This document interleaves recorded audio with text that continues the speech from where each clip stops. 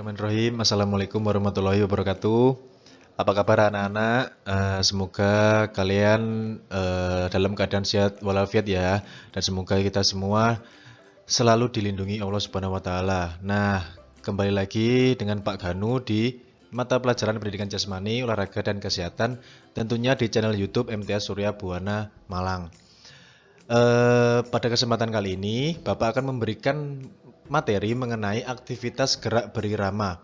Kalau kemarin, minggu-minggu kemarin kan kita sudah mempelajari mengenai aktivitas senam lantai ya. Ada guling depan, guling lenting, dan meroda. Serta guling belakang. 3 pertemuan ya kemarin. Nah, kalau sekarang kita akan mempelajari mengenai aktivitas gerak berirama.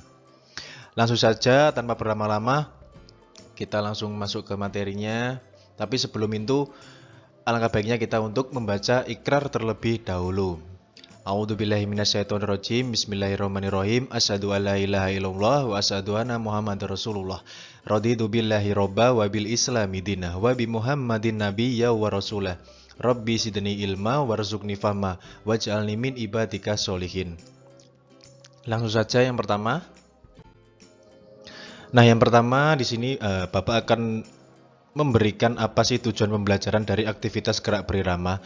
Tujuan pembelajarannya yaitu setelah mempelajari materi bab ini, bab aktivitas gerak berirama ini, kalian diharapkan memiliki pengetahuan dan mampu mempraktikkan keterampilan aktivitas gerak berirama dengan langkah kaki ayunan satu lengan, gerak rangkai dengan variasi, kombinasi dan koordinasi yang baik, serta menunjukkan perilaku kerjasama, bertanggung jawab, menghargai perbedaan, disiplin, dan toleransi. Kalian udah tahu ya kalau masalah ini ya harus menunjukkan perilaku kerjasama, bertanggung jawab, dan lain-lain. Di samping itu tujuannya juga harus kalian nggak harus ya, kalau bisa kalian harus memiliki pengetahuan dan mampu mempraktikkan keterampilan aktivitas gerak berirama. Selanjutnya ini adalah Bapak paparkan peta konsep aktivitas gerak berirama. Yang pertama, pemahaman konsep terlebih dahulu. Pemahaman konsep sendiri isinya ada prosedur variasi gerak langkah kaki.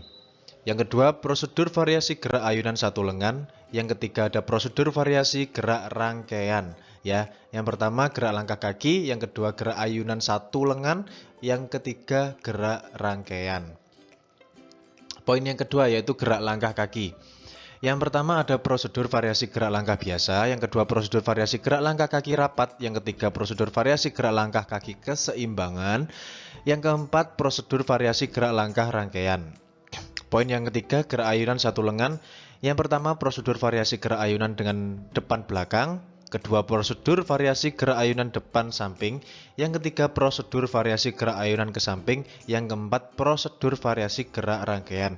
Jadi di masing-masing poin ini terdapat seperti langkah-langkah ya, tahap-tahap apa saja yang akan kita pelajari nanti, materi apa saja yang akan kita pelajari nanti. Jadi di masing-masing poin ini memiliki prosedurnya sendiri-sendiri ya. Jadi itu.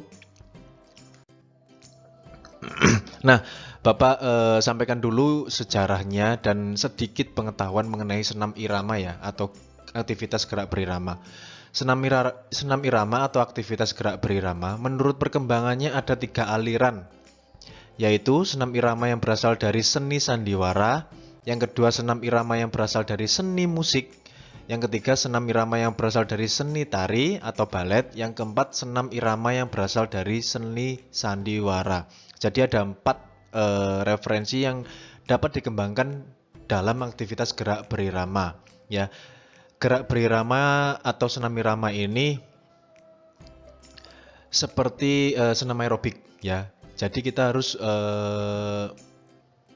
paham betul musik dan gerakannya supaya gerakan-gerakan kita itu sama dengan gerakan musik itu sendiri, seperti itu. Atau juga bisa dimasukkan ke seni tari, ke sandiwara pun juga bisa, ke seni sandiwara ya. Yang penting sesuai dengan gerakan kita dan irama musik tersebut itu sesuai ya. Prinsip gerakan dalam senam irama ditentukan oleh yang pertama irama sendiri. Nah, tadi Bapak sampaikan harus sesuai dengan irama antara musik dan gerakan. Kelentukan tubuh dalam gerakan, fleksibilitas. Nah, ini kalian sudah mempelajari kan di kesegaran jasmani atau kebugaran jasmani bagaimana untuk meningkatkan kelentukan tubuh dalam gerakan atau fleksibilitas. Yang ketiga kontinuitas gerakan atau gerakan kontinu ya. Karena sifat tekanan seperti hal-hal tersebut itu lebih banyak dimiliki oleh putri. Ya, putri itu lebih fleksibel, lebih gerakan kontinunya lebih banyak daripada putra. Maka senam irama umumnya dilakukan oleh putri. Pada dasarnya, irama telah dikenal oleh peserta didik semasa di sekolah dasar atau SD, misalnya irama 2/3, 3/4, 4/4, dan sebagainya. Kalau ini seperti senam aerobik yang biasanya kita lakukan di waktu kita zaman SD, ya. Kelenturan tubuh dalam gerakan atau fleksibilitas. Prinsip kelenturan dalam gerakan akan diperoleh berkat latihan yang tekun dan akan makan waktu yang cukup lama. Kontinuitas gerakan akan diperoleh dari rangkaian gerak-gerak senam yang telah disusun dalam bentuk rangkaian yang siap ditampilkan. Nah, ini berikut macam-macam materi yang akan kita pelajari nanti pada aktivitas gerak berirama. Yang pertama ada langkah, ada ayunan lengan dan sikap tubuh atau posisi tubuh di dalam melakukan pembelajaran gerak aktivitas berirama. Jadi gerak aktivitas berirama itu kesimpulannya selain kita harus bisa menyesuaikan gerakan kita dengan irama musik, kita juga dituntut untuk memiliki kelentukan tubuh dalam gerakan tersebut, ya, atau fleksibilitas. Ya, di sini sudah jelaskan ya. Kelenturan tubuh dalam gerakan, fleksibilitas. Bagaimana cara meningkatkan kelenturan tubuh? Pada semester 1 kemarin kalian sudah belajar mengenai kesegaran jasmani. Nah, di situ ada bagaimana cara meningkatkan kelentukan tubuh dalam gerakan, ya. Lentur, ya. Jadi itu. Nah, ini nanti untuk kedepannya kita akan mempelajari kurang lebih beberapa prosedur. Ya, ada langkah kaki, ada ayunan tangan atau ayunan lengan, lalu ada sikap akhirnya bagaimana. Nah, yang pertama minggu ini kita mempelajari gerak prosedur langkah kaki. Yang pertama aktivitas langkah biasa atau lupas. Persiapannya, berdiri posisi tegak, langkah kaki kiri, kedua lengan di samping badan, kalian perhatikan gambar ya, atau tolak pinggang pandangan ke depan. Gerakannya atau pelaksanaannya, langkahkan kaki kanan ke depan mendarat diawali dengan tumit menyentuh lantai di depan kaki kiri. Setelah kaki kanan selesai melakukan gerakan kaki kiri, melangkah seperti kaki kanan. Setiap gerakan diikuti gerak lutut mengebir. Akhir gerakan sendiri, berdiri sikap tegak, langkah kaki kiri, kedua lengan di samping badan, pandangan ke depan. Ini aktivitas langkah biasa, ya. Seperti kalian berjalan biasa, tapi kalian harus memperhatikan tubuh kalian juga, bagaimana ayunan lengannya, bagaimana langkah kakinya, dan bagaimana tubuh kalian, terutama bagian punggung, ya, harus tegak, harus tegap, pinggangnya juga harus ke depan, tidak bergeser ke kanan maupun ke kiri, tidak menyamping lah. Itu aktivitas langkah biasa. Yang kedua, aktivitas langkah kaki rapat. Persiapannya, berdiri posisi tegak, langkah kaki kiri. Kedua lengan di samping badan atau tolak pinggang pandangan ke depan, ya. Sama ini dengan aktivitas langkah biasa tadi.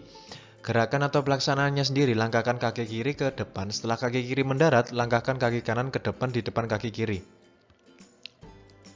Langkahkan lagi kaki kiri ke depan merapat kaki kanan, setiap gerak diikuti gerak lutut mengebir. Akhir gerakan sendiri, berdiri tegak, kedua kaki rapat, kedua lengan di samping badan, pandangan ke depan, ya. Akhir gerakan juga sama dengan aktivitas langkah biasa. Kalau aktivitas langkah kaki rapat ini kalian dituntut belajar untuk melangkah tapi tidak dengan jarak, ya. Tidak menciptakan jarak antara kaki kanan dan kaki kiri. Jadi akhir gerakannya nanti kaki kalian harus rapat. Itu salah satu bentuk belajar kalian supaya kalian mempunyai aktivitas gerak berirama yang bagus dan baik. Nah, ini aktivitas langkah keseimbangan. Persiapannya berdiri posisi tegak, langkah kaki kiri, kedua lengan di samping badan atau tolak pinggang pandangan ke depan. Gerakannya sendiri, langkahkan kaki kiri ke depan, setelah kaki kiri mendarat, langkahkan kaki kanan ke depan. Sebelum tumit kaki kanan turun, kaki mundur diikuti kaki kanan merapat kaki kiri. Setiap gerakan diikuti gerakan lutut mengepir. Akhir gerakan, berdiri tegak, kedua kaki rapat, kedua lengan di samping badan, pandangan ke depan. Jadi untuk masalah aktivitas langkah keseimbangan ini terusan dari aktivitas langkah biasa dan aktivitas kaki rapat tadi. Kalau aktivitas langkah biasa tadi udah bener, udah baik, udah bisa kalian lakukan, lalu kalian meningkat ke aktivitas langkah kaki rapat. Kalau langkah kaki rapat sudah bagus dan benar, kalian tinggal meningkatkan keseimbangannya saja, ya. Karena yang paling susah itu keseimbangan dan kelenturan atau fleksibilitas tadi ya. Jadi itu 3 poin utama prosedur langkah kaki, gerakan prosedur langkah kaki. Nah, ya, jadi itu pemaparan materi yang dapat Bapak sampaikan. Tadi Bapak sudah menyampaikan mengenai gerakan prosedur langkah kaki ada 3 tahap ya. Yang pertama langkah kaki biasa, langkah kaki rapat, dan yang 3 terakhir tadi tentang keseimbangan saat melangkah. Ya, jadi itu kalau misalkan Bapak kecepatan ngomongnya waktu menjelaskan, kalian bisa stop videonya, kalian pelajari, kalian baca baik-baik, simak baik-baik. Kalau perlu kalian catat ke buku catatan ya. Jadi itu minggu ini tidak ada tugas dulu. Kalian cukup menyimak video yang Bapak sampaikan ini dan belajar, kalau perlu dicatat di buku catatan khusus Mapel PJOK ya. Jadi itu ya. Semoga apa yang kita pelajari pada kali ini bermanfaat untuk sekarang maupun untuk kedepannya. Kurang lebihnya Bapak mohon maaf. Terima kasih. Wassalamualaikum warahmatullahi wabarakatuh.